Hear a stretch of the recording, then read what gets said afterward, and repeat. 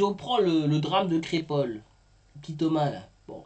Si les mecs étaient des musulmans, ils y seraient même pas à la fête du bal.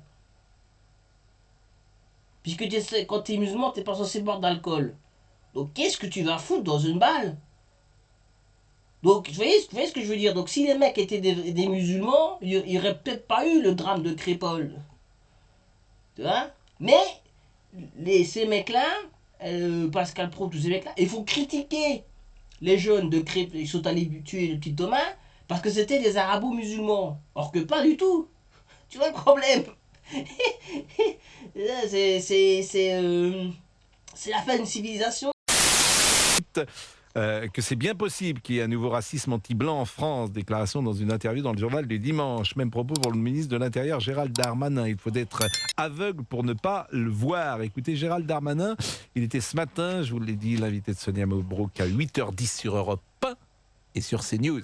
Moi, j'ai toujours pensé qu'il y avait du racisme et qu'il touchait tout le monde. Il touche les Arabes, il touche les Noirs, il touche les Juifs, il touche la communauté asiatique et il touche évidemment les Blancs, bien évidemment. Le racisme, par nature, c'est la peur de l'altérité, c'est le refus de l'altérité et c'est la haine de l'altérité. Donc évidemment qu'il y en a un contre les personnes de couleur blanche. Personne ne dit le contraire. J'ai été élu pendant 15 ans, je suis toujours. Personne ne dit le contraire? J'espère bien. Une grande partie de la gauche? Ah bah si. Beaucoup. Ah bah si. Ah bah si. Ah bah si. Personne ne dit le contraire? Ah bah si. Ah bah si. Ou disent le contraire? Ils sont dans le déni. Et Marine Le Pen également, qui est présidente du groupe Rassemblement National à l'Assemblée. Comme vous le savez, elle était l'invitée hier du grand rendez-vous, toujours sur Europe 1 et sur CNews. Le racisme, c'est le racisme. Ce serait quand même absolument insensé d'admettre que le racisme à l'égard de nos compatriotes de peau noire serait du racisme. Le racisme à l'égard de nos compatriotes de peau blanche ne serait pas du racisme. Bon, Jimmy est avec nous et Jimmy va pouvoir intervenir sur ce sujet. Bonjour Jimmy. Bonjour Pascal. Vous nous appelez d'où? Alors moi je suis du Nord, je suis ancien élu municipal de Denain, une petite ville dans le Nord. Et puis d'abord je vous remercie de me convier à ce débat, puisque ça fait quand même plusieurs fois que j'essaye de vous joindre pour intervenir sur vos chaînes de télé. Et vous n'y arriviez pas? C'est l'occasion. Pardon? Vous n'arriviez pas à nous joindre? Vous n'arrivez pas à nous joindre, c'est bizarre ça. Regarde-le, sa tête d'innocent, le Pascal. Qui frôle, j'arrivais pas, regarde comme il fait semblant de. Oh, j'arrivais pas à nous joindre. Bah, mais bon, de toute façon, tu peux pas non plus. Comme j'ai toujours dit, à la radio, il y a un filtrage. Hein. Tu téléphones, ils vont pas te prendre tout n'importe quoi non plus, tu vois, ils sont obligés de filtrer. Quand l'autre, par exemple, je sais pas, bon, un arabe qui serait parler français correctement, ça, ils vont pas le laisser monter sur Europe 1. C'est parce que c'est pas la ligne éditoriale de la radio, si tu veux, tu vois. C'est vrai. Alors là, Jimmy, qu'est-ce qu'il vient de raconter, Jimmy? Ah non, c'était hard. Mais donc, comment ça se fait, Monsieur Guénec, comment est-il possible? Monsieur Guénec, dites-moi Pascal. C'est vous qui êtes chargé de recueillir les appels téléphoniques. Comment se fait-il que Jimmy n'ait pu nous joindre? Eh bien, il y a une... Hey coaches, consultants and experts, stop hunting for clients. Now, what do I mean? faille dans le système? il n'y a aucune faille Pascal. On nous contacte et je rappelle bien sûr. Manifestement... Non. La faille dans le système, c'est que Jimmy... Bon, après, je sais pas... On va voir ce qu'il va nous raconter, Jimmy, mais... La faille dans le système, c'est justement qu'il puisse parler à Pascal Pro et, si vous voulez, qu'il ait un discours cohérent qui irait à l'encontre de Pascal Pro. Là, ce serait la faille du système. Que les mecs... que certaines personnes soient filtrées, évacuées du truc... c'est pas la faille du système, c'est le système justement. Monsieur Jimmy... je vais enquêter sur moi-même, il n'y a aucun problème. Très bien. Mais vous tombiez sur qui, Jimmy? Le mal est réparé, je suis convié. Donc je vous remercie d'abord sur le... Bon, alors sur le fond, Jimmy, le racisme anti-blanc, qu'en pensez-vous? Le racisme anti-blanc, il existe autant que le racisme anti-maghrébin, anti-musulman. Et je crois qu'aujourd'hui... Anti-maghrébin, mais non, musulman, c'est une religion. Tu peux être maghrébin et pas être... tu vois, genre mélange tout, déjà ça m'énerve. Là. Ça m'énerve, on mélange tout, tu vois, bon... Après, les gens, ils vont croire que je suis obsédé par l'islam. Non, je m'en fous. Mais le problème, c'est que quand je regarde les émissions d'Europa, ils parlent que de ça. Donc, je suis obligé de parler de ça, moi, les mecs. Racisme arabe, maghrébin, oui, enfin, oui, bon. Lui, on le voit davantage, mais je pense que c'est l'objet de l'ignorance. Son origine, c'est l'ignorance, simplement. Et là, aujourd'hui, on est au lieu de travailler sur les fondamentaux, à savoir l'éducation de nos enfants, et qui vivent dans la même République, hein, dans la même école de la République, au lieu de travailler sur l'éducation, l'instruction de nos enfants, on est en train de les diviser et on leur rappelle à chaque fois leurs origines. Hein. Et vous savez, Pascal, je vous écoute régulièrement, que ce soit sur la chaîne de télé ou sur la radio, et voilà, j'apprécie certaines de vos interventions, mais je peux vous dire, j'ai beaucoup de critiques à votre égard, parce que moi je pense que vous, même, et certains de vos collègues, vous alimentez un peu ce racisme, qu'il soit blanc ou qu'il soit... Non, parce qu'en fait, eux, ce qu'ils vont te dire, c'est mais non, nous, on la favorise pas, elle existe, on en parle. C'est ça qu'ils vont te dire, eux. C'est des petits malins. Tu vois, alors après, tu vois, c'est ça le truc. Ils vont te dire, ouais, mais le meurtre de Crépol, le meurtre de Petit Thomas, c'est nous qui l'avons inventé. Tu vois. Ils vont bien évidemment, ils vont se focaliser sur la possibilité. Encore, ça n'a même pas été retenu par les enquêtes de police, hein. La justice, donc c'est qu'il n'y a pas vraiment. Donc c'était du racisme anti-blanc. Tu sais, c'est quoi, c'est ça quoi, c'est comme, je sais pas moi, une bagarre. Voilà, les mecs qui s'insultent, sale blanc, sale arabe, voilà, tu vois. Ouais, tu vas me dire, peut-être, tu vois, donc. Il faut voir aussi ce qu'a été l'enquête policière, tu vois.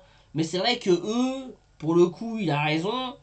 Ils ont focalisé sur le mobile qui serait anti-blanc. Ça veut dire que pour eux, le mobile principal, c'est que ils étaient venus pour tuer du blanc. Bon. C'est qui n'est pas logique. Qui n'est pas logique, les mecs. Je sais que ça va paraître un peu choquant, mais c'est pas logique. Si tu veux tuer du blanc, il y en a partout du blanc. Pourquoi tu te ferais chier? Pourquoi est-ce que tu te ferais chier à taper 20 bornes? Aller dans un bal, tu vois? Si tu veux pointer du blanc, bah, tu te promènes à 3h l'après-midi, hein, tu te lèves le matin, il y en a partout des blancs. Donc pourquoi est-ce que tu te ferais chier à aller dans un bal, faire la fête, et puis ensuite, bon, alors ça n'excuse rien. Mais c'est vrai que moi je trouvais que le mobile était un peu tiré par les cheveux, hein, parce que franchement les mecs, bon, voilà. Mais c'était le mobile qui a été effectivement privilégié, on va dire, par une certaine partie des, par certains médias, dont CNews, Europa, BFM TV, etc. Mais bon, le problème c'est que ça, ils ont privilégié, mais l'élément était là quand même. Pas nier l'événement. Pas nier qu'il y a eu des insultes anti-blancs, oui, qu'il y a eu des personnes qui ont entendu, oui, sale blanc, on va te tuer. Bon. Après, mais c'est pas ça, ça fait pas un mobile, si tu veux. Hein, ça fait pas un mobile, les mecs. Donc, mais bon. À l'égard des minorités, qu'elles soient religieuses ou non mais moi écoutez, moi j'en ai marre. Fut de ça parce que en fait nous on est le thermomètre et vous confondez évidemment le thermomètre et la fièvre. Moi je parle de choses qui existent dans la société française et à partir du moment où j'en parle, vous me dites que j'alimente. Bon. Mais c'est ça, c'est l'argument. Moi on parle de. Toi, mais c'est ça le truc. Comment tu peux. C'est un argument qui est fallacieux. C'est pas un argument, parce qu'effectivement, après, la question c'est de savoir, c'est que, est-ce que, comme je vais te le dire, les médias vont effectivement se focaliser sur un élément, sur un crime anti-blanc, et ils vont effectivement faire un focus. C'est le rôle du média, si vous voulez. Les médias ne créent pas d'informations, hein. Beaucoup de gens se trompent. Les médias ne créent pas l'information. le média diffuse l'information. Donc eux, ils peuvent pas, ils vont pas... c'est par exemple, l'autre cas où tout le monde en a rien à foutre d'ailleurs, c'est l'histoire du jardinier là, qui qui a failli se faire égorger par, par un psychopathe, par un vieux raciste. Par définition, il l'a bien dit, il est sorti de chez lui. Là, il n'y a pas de doute, là. Il n'y a pas de doute. Il y a des vidéos, tu vois, il n'y a pas des on-dit. Il paraît que, là, il y a la vidéo du mec qui sort avec un cutter pour lui dire, sale bougnoule, je vais t'égorger. Bon, ça, c'est un fait. Est-ce que vous avez vu Europa, CNews, en parler plus que ça? L'information existe. L'information est là. Tu vois, la différence, c'est qu'effectivement... c'est la diffusion. Hein? Donc lui, ben, c'est ce qu'il dit. Il dit, oh, écoutez, moi, monsieur, moi, je n'invente rien. Hein. Je ne fais que de mettre en exergue, de médiatiser, si vous voulez, des événements de la société. Donc vous ne pouvez pas me reprocher à moi. C'est ça. Hein? Mais bon, ça, si vous voulez... oui, c'est le problème des médias. Hein.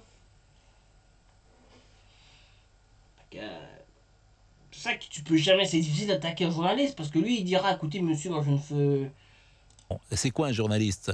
Un journaliste, c'est comme si vous disiez qu'un journaliste qui parle de la violence alimente la violence. Ça n'a pas de sens. Ouais, donc pour prendre un exemple qui n'a rien à voir avec le racisme, parce que je sais que ça peut être des questions qui sont un peu... bon, quand on regarde là, comment les gilets jaunes, par exemple, ben, les gilets jaunes, c'est possible que dans les manifestations, il y a eu des casseurs, que ce soit, souvent c'était des mecs, des black blocs, protégés par la police, enfin en tout cas peut-être pas protégés, mais ils faisaient une espèce de danse macabre avec la police, si vous voulez, et les journalistes, eux, ce qu'ils faisaient, c'est filmer les violences.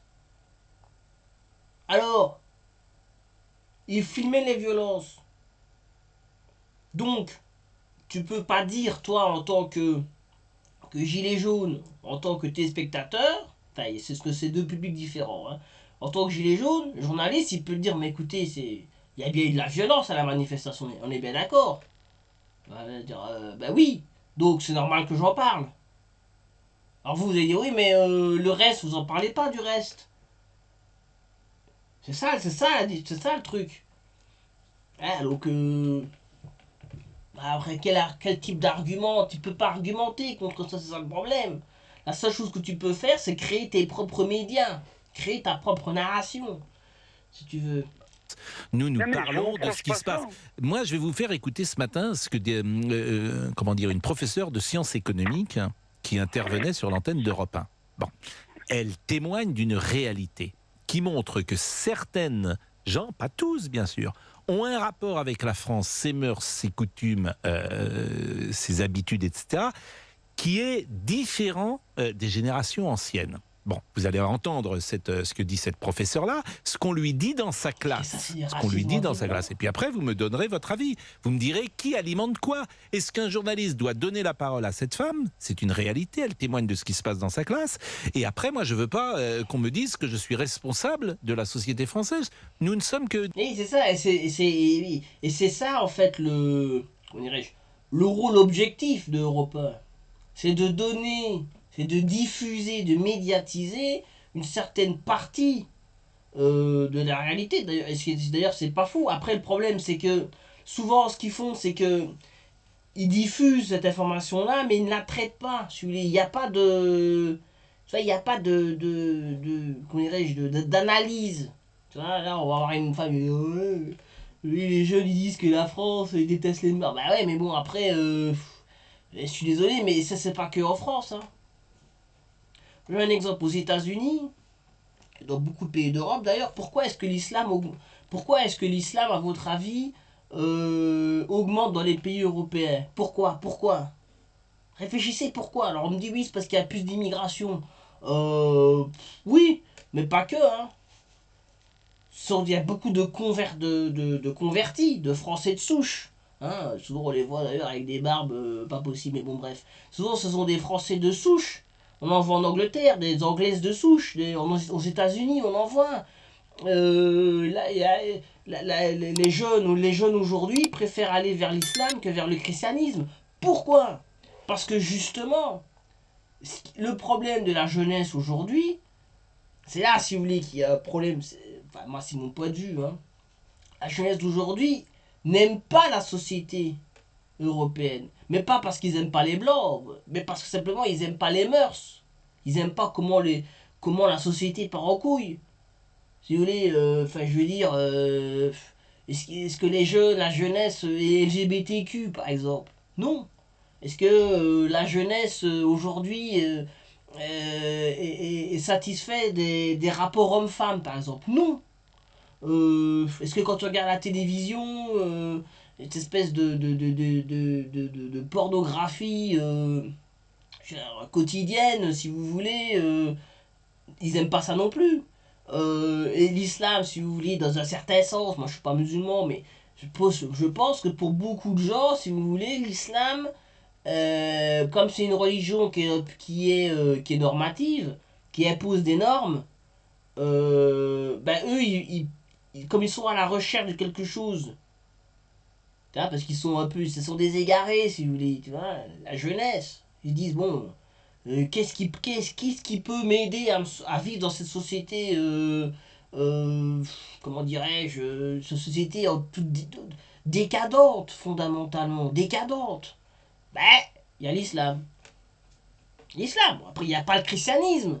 Si les mecs ils se convertissaient au christianisme, ça ne le dérangerait pas, Pascal Pro. Et on est bien d'accord. Le problème c'est que les gens se convertissent à l'islam. Pourquoi? Et ça souvent ils n'arrivent pas à le comprendre, ça. Puis quand ils vous disent oui, les jeunesses seraient plutôt pour la charia. Alors les mecs, oh mon dieu, la charia. Ben excusez-moi les mecs, mais c'est là où on voit la contradiction. C'est que quand vous lisez la charia, le vol, tout ça, c'est pas vraiment toléré. Hein. Donc c'est ça qui est marrant, c'est que ce sont après on va revenir sur le truc, mais ce sont souvent, c'est intéressant d'ailleurs, ce sont des conservateurs qui critiquent la jeunesse musulmane, la jeunesse qui veut aller vers l'islam, et donc aller vers une espèce de conservatisme, conservatisme assez violent d'ailleurs, hein, pas spécialement violent, mais assez fort, si vous voulez, tout en critiquant, eux, le wokisme. Mais ils critiquent les gens qui veulent aller vers l'islam. C'est-à-dire qu'il y a des jeunes qui sont, si vous voulez, qui sont contre le wokisme, LGBTQ, toutes ces conneries-là. Eux aussi, les conservateurs, si vous voulez, mais ils critiquent les jeunes qui veulent aller vers l'islam, parce que l'islam est un rempart contre le wokisme. Et contre toute cette espèce de décadence de la société occidentale. Si vous voulez. C'est marrant, on marche sur la tête, si vous voulez. Parce qu'eux, ils vont critiquer les jeunes qui vont aller vers l'islam. Alors les mecs, ils me disent, non, c'est pas... Mais excusez-moi les mecs, mais par exemple, si on prend le drame de Crépol, petit Thomas, là, bon. Si les mecs étaient des musulmans, ils y seraient même pas à la fête du bal. Puisque quand t'es musulman, t'es pas censé boire d'alcool. Donc qu'est-ce que tu vas foutre dans une balle? Donc vous voyez ce que je veux dire? Donc si les mecs étaient des musulmans, il n'y aurait peut-être pas eu le drame de Crépol. Tu vois? Mais ces mecs-là, Pascal Pro, tous ces mecs-là, ils font critiquer les jeunes de Crépol. Ils sont allés tuer le petit Thomas parce que c'était des arabo-musulmans. Or que pas du tout. Tu vois le problème? C'est la fin d'une civilisation, si vous voulez, voyez. Des témoins. Écoutez cette femme, professeure de sciences éco. Ces derniers temps, j'ai eu des remarques que je n'avais jamais eues auparavant. Par exemple, lorsqu'on aborde... jamais vu auparavant, c'est-à-dire, allez, je t'écoute. Dans un thème, les déséquilibres économiques avec l'inflation ou le chômage, je vais avoir des réflexions sur le voile. Il m'explique que si la France permettait aux femmes voilées d'intégrer les entreprises, il y aurait moins de chômage. Je ne vais pas répondre sur pourquoi est-ce que en France le voile n'est pas permis dans les écoles ou dans certaines entreprises. Je comprends pas, ils ont vraiment dit ça là. Ouais. Et là, ça, je te dis, une professeure d'économie qui dit ça, on n'a pas le contexte, on n'a pas le débat, on n'a pas. Alors, je sais pas ce que qu'est-ce que ça veut dire. Est-ce que. Et alors, est-ce qu'il y a eu un débat entre la prof et les élèves? C'est quoi l'éducation nationale? Tu fermes ta gueule et t'écoutes ce qu'on te dit? Il n'y a pas de débat non plus, on peut pas non plus. Si l'autre elle dit que ça peut paraître délirant, bon, à la limite. Mais alors, bah vas-y, explique. Parle, tu peux parler, tu peux débattre avec les gens non plus. Enfin, je veux dire. Et c'est les premiers qui vont t'expliquer que dans les écoles, il n'y a plus de débat. Mais là, on peut pas débattre là. Je ne rentrerai pas là-dedans. Je m'auto-censure parce que ils vont croire que c'est mon opinion personnelle, que c'est pas l'institution, et donc ils risquent de me le faire payer à moi, et je risque d'avoir une étiquette dans le lycée de raciste et d'islamophobe. Ouais. Franchement, je sais pas, c'est un peu bizarre comme truc là. C'est un peu bizarre comme truc. Je veux dire, possible, moi je sais pas, c'est bizarre comme anecdote ça. Et quoi, elle a débattu Je ne veux pas aller chercher des problèmes dans le cadre de ma fonction. Bon, on va marquer une pause, mais c'est intéressant, Jimmy, parce que c'est quoi le rapport il y a avec dans la classe de Sabrina, qui est professeure. C'est quoi le rapport là avec le racisme anti-français, anti-blanc? C'est quoi le rapport là? Je veux dire, c'est quoi le rapport? Y'a aucun rapport? Y'a aucun rapport? Y'a aucun rapport, hein? Je vois pas le rapport, hein? Débat. De Sciences Éco, des élèves qui revendiquent une autre culture, d'autres mœurs, qui sont... Ça, c'est son interprétation. Vous voyez, c'est pas ce que j'ai entendu non plus, hein. Écoutez. Bon, on va marquer une pause, mais c'est dans les écoles ou dans certaines entreprises. Je ne rentrerai pas là sur pourquoi est-ce que en France le voile n'est pas permis dans les écoles ou dans certaines entreprises. Je ne rentrerai pas là-dedans. Je m'auto-censure. Je ne vais pas répondre sur pourquoi est-ce que les déséquilibres économiques avec l'inflation ou le chômage, je vais avoir des réflexions sur le voile. Il m'explique que si la France permettait aux femmes voilées d'intégrer les entreprises, il y aurait moins de chômage. Je ne vais pas répondre sur pourquoi est-ce que en France le voile n'est pas permis dans les écoles ou dans certaines... Mais c'est... Je vais pas répondre parce que... Mais tu peux quand même dicter avec les élèves quand même. Merde, hein, pas parce qu'ils quoi, ils vont t'égorger si tu dis que c'est débile comme... Mais moi, vous savez... moi, je vis en Angleterre, il y a des femmes voilées partout. Hein. Tout le monde s'en fout, mais d'une de ces façons. Les gens n'ont rien à branler, mais puissance 10. Hein. Franchement, hein. Je vous le dis, les mecs. Hein. Tu vois, à Starbucks, c'est une femme qui est voilée qui sert. Dans les écoles, les femmes qui sont voilées, bon, ils n'ont pas non plus le truc intégral, tu vas me dire. Ils sont souvent le fait de convertis. Hein. Pas me faire croire que... Donc, j'ai pas bien compris. Mais là, ça, c'est l'islam, c'est la culture. Enfin, je sais même pas c'est quoi le. Je comprends pas la logique de l'anecdote là. J'arrive pas à comprendre la logique de l'anecdote avec le racisme anti-français, anti-blanc. J'arrive pas à comprendre les mecs. Alors, je suis peut-être. Certaines entreprises. Je ne rentrerai pas. Et évidemment des débats qui sont un peu vifs. 11h50, on revient et je donne la parole à Jimmy. Et de 11h à 13h, vous écoutez Pascal Pro sur Europe 1 et vous réagissez en composant ce numéro. Appelez Pascal Pro au 01 80 20 39 21. Europe 1. Pascal Pro et vous. De 11h à 13h sur Europe 1, nous retrouvons Jimmy qui réagit au 01 80 20 39 21. Pascal. Y a-t-il un racisme anti-blanc? Et puis nous sommes allés un peu plus loin, peut-être dans notre réflexion. Que pensez-vous, Jimmy, de ce témoignage de cette prof? Mais c'est quoi le rapport avec le racisme anti-blanc? J'arrive pas à comprendre. Sœur de Sciences Éco, Sabrina, qui rapporte que dans son cours, certaines voix proposent que des jeunes femmes puissent travailler avec un voile parce qu'il y aurait moins de chômage. Qu'est-ce que ça dit de notre société? Alors,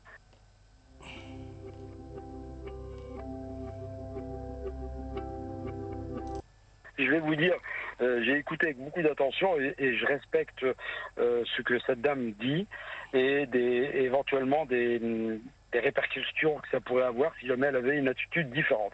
Mais je vais vous dire une chose. Qui a stocké, qui a créé les ghettos?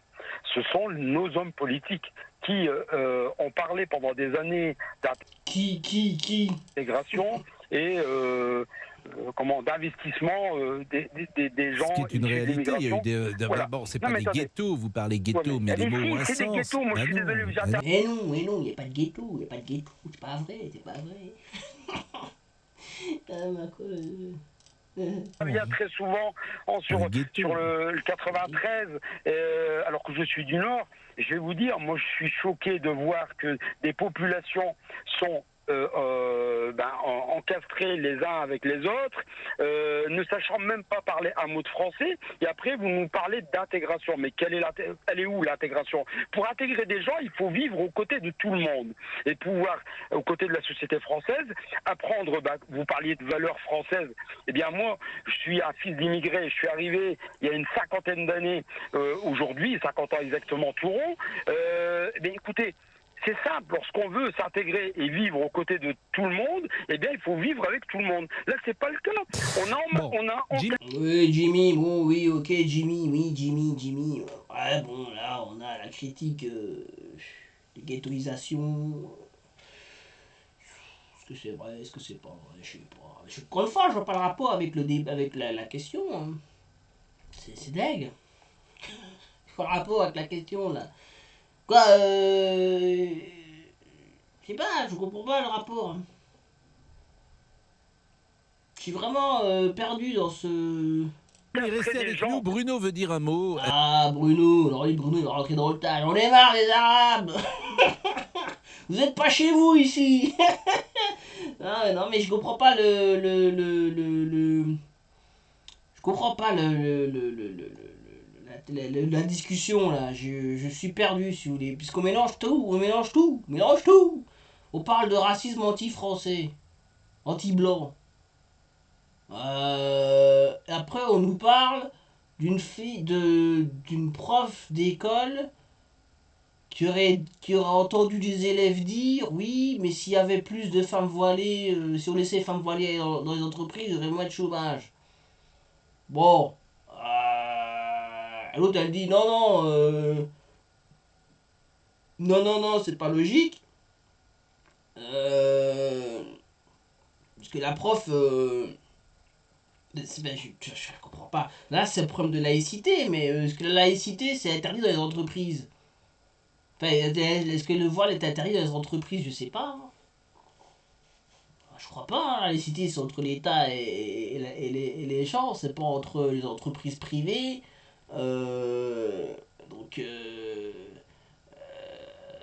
Après que certaines entreprises refusent aux femmes qu'elles portent le voile, oui, mais alors là le problème c'est que est-ce que ça a un rapport avec le chômage? C'est-à-dire que quoi? C'est-à-dire qu'il y aurait des femmes qui travailleraient pas parce qu'elles peuvent pas mettre le voile? Possible. Est-ce qu'il y a des chiffres? À la limite, moi je suis pas contre, hein, mais le problème c'est que. Moi je préfère. Je suis pas contre. Je suis pas contre la discussion, mais le problème c'est qu'on discute même pas de ce qui a été dit. Alors, c'est ce que la prof peut démontrer par A plus B que c'est faux. Si elle est prof d'économie, elle pourrait expliquer ça, à la limite, tu vois. Elle pourrait te dire, bon, bah voilà, écoutez, tu vois, point de vue des statistiques, bon, oui, la communauté, parce que ce serait quoi, les femmes voilées, donc ce serait les femmes musulmanes, ne travailleraient pas parce qu'elles seraient interdites de mettre un voile. Alors, est-ce qu'il y a des chiffres là-dessus? Est-ce que c'est vrai? Est-ce que, tu vois, est-ce que dans les entreprises, on dit, bon, bah écoutez, madame, nous, chez nous, pas de voile, alors que c'est pas vraiment la laïcité? Tu vois, ça peut être des questions intéressantes, tu vois, ça peut être débattu, tu vois. Mais là, c'est balancé comme ça, comme un cheveu sur la soupe. Et puis t'as Jimmy là, qu'est-ce qu'il va dire? Jimmy il dit oh, c'est à cause des ghettos, genre, pas le rapport avec les ghettos, aucun rapport. Et puis l'autre il dit vas-y Bruno. Bruno veut dire un mot. Bruno qui est chauffeur-livreur et sur ce sujet du racisme anti-blanc. Mec, chaque fois qu'il y a un blanc, c'est un chauffeur-livreur quoi, merde. C'est vrai quoi, putain l'enfer. C'est le petit peuple hein. Mais bon. Que souhaitez-vous dire Bruno? Oui, bonjour Pascal, bonjour les auditeurs. Bonjour. En fait, le racisme anti-blanc, pour moi, il a deux formes. La première, quand on dit racisme anti-blanc, je n'y crois pas. Par contre, ce que je crois et ce que j'ai vécu, c'est qu'il y a le racisme pour l'intégration dans les cités. C'est-à-dire, je m'explique. Bruno, le racisme anti-blanc n'existe pas. Bon, je dois présupposer, c'est une hypothèse. Pascal Pro, il se dit, ouais, bon, déjà, merde, Bruno, bon, il est déjà pas sur la ligne. Mais bon, voilà, on va écouter ce qu'il va raconter. J'ai voulu, il y a quelques années, j'ai voulu ouvrir une pizzeria dans ma cité. Et en fait, on m'a fait comprendre que, voilà, j'étais bienvenu. Et pourtant, ça faisait 35 ans que j'étais dans la... C'est-à-dire que là, vous dites que vous avez été victime vous-même. Ah donc là, ça veut dire que vous avez été victime de racisme. M'a fait comprendre quoi, vas-y. D'un racisme anti-blanc, parce que vous étiez blanc dans la cité, c'est ça, et que vous n'avez pas pu ouvrir votre boutique. Mais non, mais s'il était déjà là dans la cité, je comprends pas. Tu vois, c'est ça le problème, tu vois, c'est... mais bon, quoi, t'as ouvert une pizza, est-ce qu'il y avait déjà pas d'autres pizzerias dans la cité? Est-ce qu'il y a pas de... Parce que là, c'est du business que tu parles, là. C'est du business. Peut-être que dans le coin, on dit, bon, écoute, camarade... Ça a rien à voir avec du racisme, là, peut-être, tu vois. Je sais pas, peut-être que c'est ça, on lui a dit, écoute, t'es blanc, on veut pas que tu... Ça fait 35 ans que tu vis ici, mais on veut pas que tu ouvres une pizzeria, donc... peut-être que voilà, les pizzerias, souvent, c'est les Italiens qui... Comme les kebabs, hein, c'est les Turcs, les machins, là, donc... peut-être c'est de la concurrence, là, c'est du côté, c'est du business, là, le problème, c'est rien à voir avec du racisme. Ouais, les mecs... En fait, je peux pas le dire, mais je le soupçonne parce que peut-être 3 mois après, dans le même endroit que j'ai voulu monter ma pizza, eh ben, elle a été montée. Alors que l'adjoint au maire m'avait dit non, il y a trop de pizzerias, il y a trop de... Bon, ça, mais ça, il y a trop de pizzerias, c'est qu'il y en avait déjà. Mais ça, c'est du business. Là, on est sur autre chose.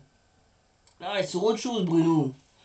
Je soupçonne que c'est du racisme. Non. C'est peut-être une... C'est un problème, hein. Peut-être que c'est vrai. Mais toi, mais c'est ça, parce que toi... c'est marrant, parce que si c'était un noir qui disait ça, lui, il dirait, oh, mais écoutez, vous voyez du racisme partout, monsieur. C'est ce qu'il dit, hein. Quand c'est un négro ou un arabe qui dit, je suis victime de racisme, on lui dit, non, mais écoutez, monsieur, vous voyez du racisme partout. Et puis en plus, c'est de votre faute, vous vous appelez Mohamed, vous appelez Christian, vous n'aurez pas de problème. Donc est-ce que là la réponse va être la même de Pascal Pro? On va entendre ça les mecs, hein. Moi je suis pas sûr. Hein. Un exemple personnel, alors ce n'est qu'un exemple. Les élus n'ont pas à se mêler, non mais attendez, déjà les élus n'ont pas à interdire à une personne qui voudrait s'installer comme pizzaiolo, n'ont pas à s'immiscer. Déjà je trouve un petit peu l'intervention, si ça est vrai, je trouve que l'intervention du maire est déjà illicite. Donc bon en tout cas c'est un exemple et l'exemple n'est pas okay, forcément on va marquer. Ouais bon écoutez, c'est l'exemple tout pourri.